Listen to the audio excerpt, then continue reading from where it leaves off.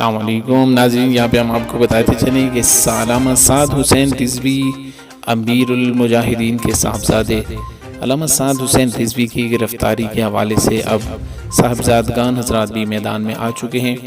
یہاں پہ ہم آپ کو آج کی اس ویڈیو میں بتائیں گے پیر امین الحسنات شاہ صاحب، جو کہ سابقہ وفاقی مذہبی امور کے عہدے پر بھی رہ چکے ہیں اور حضرت ضیاء الامت رحمۃ اللہ علیہ کے صاحبزادے بھی، انہوں نے علامہ سعد حسین رضوی صاحب کی گرفتاری کے حوالے سے بڑا سخت بیانیہ دیا ہے اور شیخ رشید کو ان کے منہ پہ کھری کھری سنا دی ہیں۔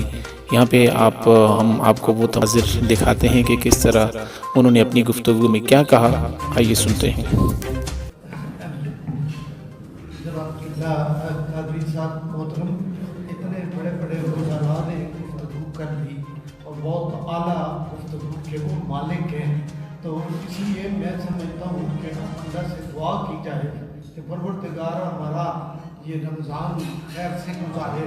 اور یہ جو افراتفری کا میں ایک ضرور گزارش کروں گا کہ جو تاثر لوگوں میں پیدا ہو رہا ہے اس کا مداوع ہونا بہت ضروری ہے۔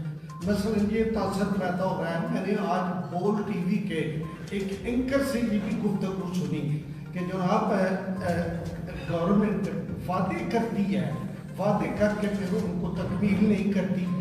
اگر انہوں نے یہ ایسی چیزیں جو عام اکثر پبلک میں موجود ہے، اس کا تدارک ہونا چاہیے۔ ہمیں یہ کہا جاتا ہے کہ جب پیچھے دہشت گردی تھی، ہزاروں لاکھوں لوگ مارے گئے تھے، تو آپ نے اتنی تیزی نہیں کی کہ اسی وقت اٹھ کے دوڑے اور ان کو برباد کر دیں۔ اس کے اوپر بھی آپ نے 70,000 لوگوں کی قربانی دی، اور اس قربانی کے بعد جا کر معاملات جو ہیں وہ اس ڈگر پہ آئے کہ ملک میں امن و امان قائم ہوا، ہزاروں ہمارے فوجی جو ہیں وہ قربان ہوئے۔ تو یہ آج اس سلسلے میں آپ نے تیزی کی ہے، جلدی کی ہے۔ میں سمجھتا ہوں یقیناً ہمارے جو محترم جناب نور اللہ قادری صاحب ہیں، ان کے اندر صبر و تحمل برداشت کا بہت مادہ ہے، ایسا نہیں ہوگا، لیکن یہ چیزیں موجود ہیں۔ کل آپ نے یہ بھی پڑھا ہوگا کہ ٹی ٹی پی نے جو تحریک طالبان پاکستان ہے، اس نے بھی انہیں کہا ہے کہ ہم بھی تمہارے ساتھ ہیں، تم بھی تلوار بندوق اٹھا لو۔